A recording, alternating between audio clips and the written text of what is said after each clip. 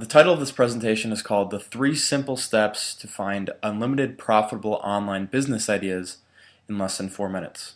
A few things that you're going to learn inside this presentation are, number one, how to come up with unlimited profitable online business ideas that can maybe help you quit your 9-to-5 job. Number two, how to test your idea before you sink a dime into your new business.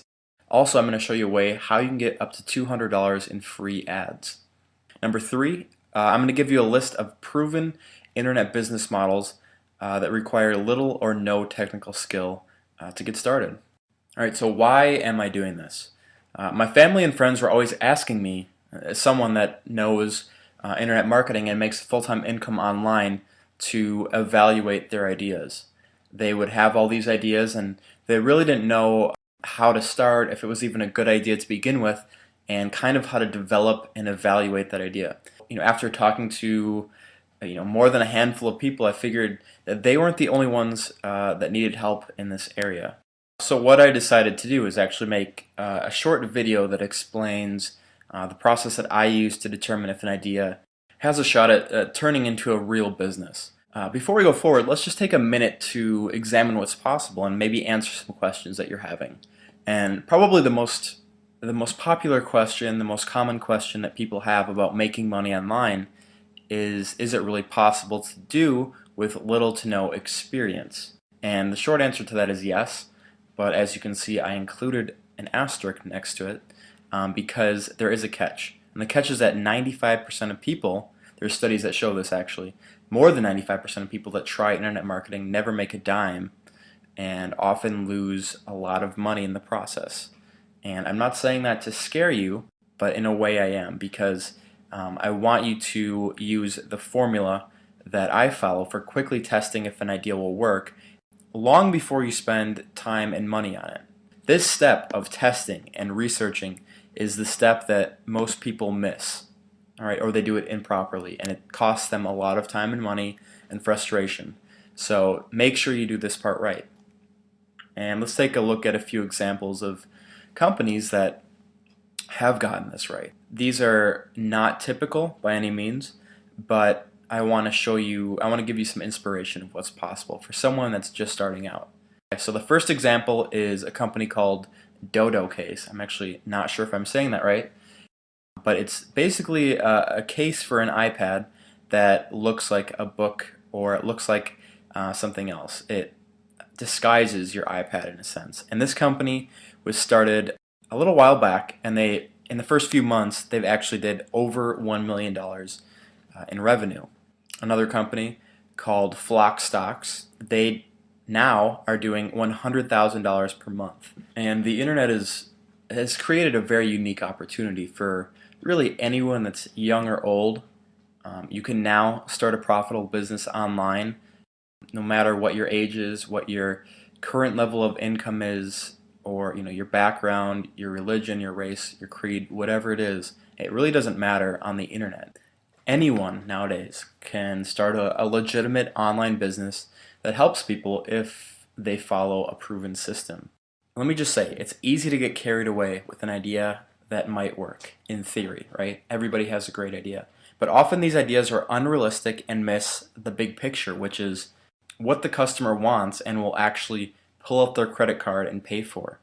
And I realize this is an oversimplification of a relatively complex topic, but at the same time, when you boil everything down, everything comes down to the customer and what they will act on and pay for, right? So, the 3 steps to developing your idea and testing it to see if it actually could turn into a viable business are: step number 1, does your product solve a problem or fill a need? Okay, so ask yourself, are people actively looking for a solution to this problem? And if they're not, chances are your product or service, whatever you're selling, might be a complete flop, right? And there was a quote by Zig Ziglar, right? And he said, if you help enough other people get what they want, you will eventually get what you want. And that's so true in the world of marketing. Everybody wants to convince other people of their great idea, when in reality the best strategy here is to go out and figure out what people are already searching for, what they already want, and then figure out a way how to help those people solve their problems. The three categories that I always start with when I'm identifying a niche, and this is especially helpful if you have no idea with the idea of the business that you want to start, you can start here. Start with the big three. And as you can see from the slide, those are the broadest categories, right? For example, in health, you could break that down into mental, physical, emotional categories. And you could go even deeper than that. For example, under physical, weight loss, muscle, training for marathons, those are all sub categories of the health, the big health category. And from there, you can even break it down even further, right? You could keep going. You could design, weight loss products designed specifically for women in their 40s or women after they've had a baby or whatever it is, right? So if you're confused on where to start, or if you want, to work within what's called the big three often in the marketing industry, the three biggest categories are health, wealth, and relationships. Step number 2. Before you make the investment, the mistake of investing thousands of dollars, you need to make sure that you actually have a viable idea. And this is something that, a mistake that I've made on more than one occasion, mainly because I was too eager to get my product out there because I was convinced that it was going to work. But if I had just done my research, I would have saved myself a heck of a lot of time and money that I could have been focusing on other products or services. So what you need to do is you need to, one of the strategies that I like, one of the strategies that I think is the best for determining whether or not an internet business will work, and it's called commercial intent. And what does that mean? In my mind, the definition of it is the likelihood that your prospect will buy or pull out their credit card for whatever that thing is you're selling. So for example, take these two keywords, buy running shoes, which in my mind has high commercial intent, and compare it to something like free running tips, which has low commercial intent. So if you type either one of those phrases, buy running shoes or free running tips, into a search engine like Google, you're going to see different results. The quickest way to determine if there's commercial intent for your product is simply to type in that keyword phrase into Google and add a few variations of whatever you're trying to sell or whatever the description of your product is. Type 5 or 6 of those into Google, and if there's no advertisements at the top or on the right side, and it will say this is an ad right next to it. If there's no advertisements, it's a warning sign. Okay, so let's move on to step 3. Cheaply test your idea. And what you want to do is cheaply test the validity of your idea. And this is really where the rubber meets the road, so to speak. And not doing this, and not doing it in a way that's significant or accurate, can actually cost you thousands or millions of dollars, either in future investments of time or money, or what's known as opportunity cost. And if you're unfamiliar with what opportunity cost is, it's basically the cost of taking an alternative action, and this is according to Investopedia.com, is the cost of an alternative that must be foregone in order to pursue a certain action. So in other words, if your tests don't pan out, there's really no shame in moving on to the next thing. And preferably you want to run it through the series of research steps that I'm explaining here to validate that there's actually money in this niche to develop into a business.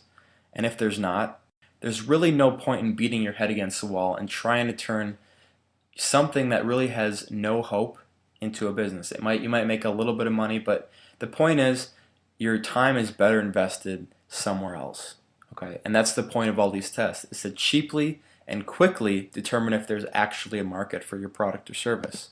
And a really cool quote that I think of a lot actually comes from a guy by the name of Benjamin Disraeli.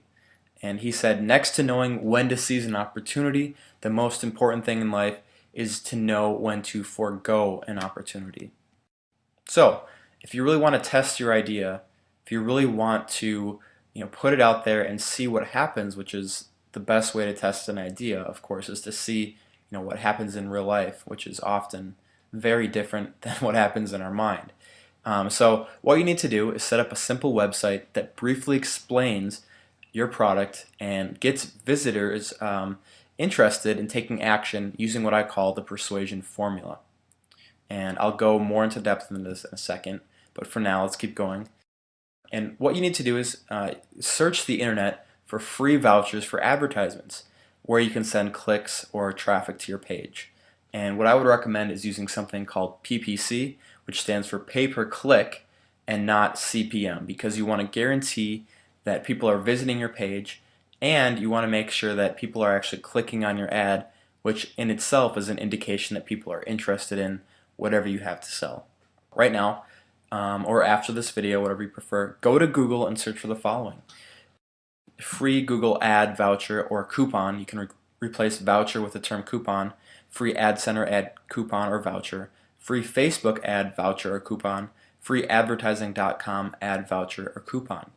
And something that I do is I search for all of these phrases in Google, but I choose, I only search within the past month. And you can do this by going to the left side of Google after you search.